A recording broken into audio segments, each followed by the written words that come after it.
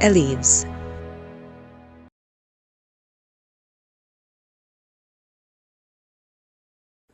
Hello and welcome to the Growth Marketing module. This is Vijay Sharma here from Flipkart.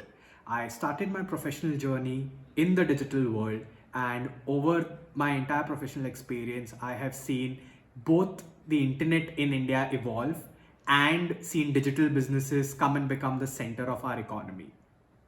Really, when I go back to understanding what growth marketing is, I'll go back to understanding what growth is. And a great way to really understand this is with an example where let's take any plant that you have at home, right? And it requires sunlight, it requires water, and it requires nutrition in the soil to grow. Similarly, think of your of growth of your business like growing a plant, wherein you'd require new customers coming in, you'd require existing customers to stick in, and you'd require customers to perform certain actions with your business, which lead to revenue and customer growth into your business. And that's really what understanding of growth is. Broadly, growth is the impact that you have on the inflow and outflow of customers into your business. It's the method of in which you will be looking at how you can control more new customers coming into your business and how customers exit out of your business to idly come back again. There are three key pillars when you're looking at growth.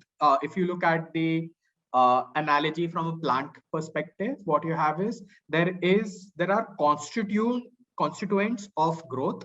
In the plant example was sunlight, water, and nutrition. In businesses, it boils down to incentives for users, the way in which the product interacts with the users and their needs, and finally what are the end experiences that users take away, right?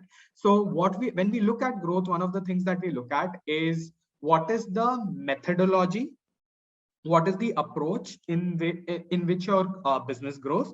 An example of this here could be Uber, wherein there are three key drivers for Uber's growth. The first is the number of drivers that they have, the number of riders who take their rides, and what is the revenue that they earn out of each and every ride. So those are the building blocks of growth. So similarly, when you look at your own business, you need to identify what are the systems or the methods in which growth happens. The second key thing when you look at the concept of growth is whatever you do, you should be able to replicate the impact by doing the same steps. What I mean by that is, going back to the plant analogy, if you don't water it every day or if you don't give it sunlight every day, the plant is going to die. The moment you see that the plant is withering away, you add more water into it. Similarly, taking that analogy to Uber's business, you know that if you add more drivers into the business, what you will have is you will have more cabs available, and hence more pricing competitiveness for those cabs, and hence more users will end up taking the cab. So largely, once you identify the system, you identify the components by the addition, removal, increase or decrease of which you are able to repeat the growth of the business. And then finally, whatever impact that you are able to generate is an absolute, definitive, measurable impact of the steps that are undertaken. So largely, growth of, and this is what we call as the core growth model of any business. For any business, it largely drives into three core buckets. The first bucket is acquisition or new users coming into the business. The second bucket is retention, which is the number of users who stick within the business. And the third bit is monetization, which is what do you do with the users who come onto the business and how are you able to extract value out of it. So that's the growth model of each and every business.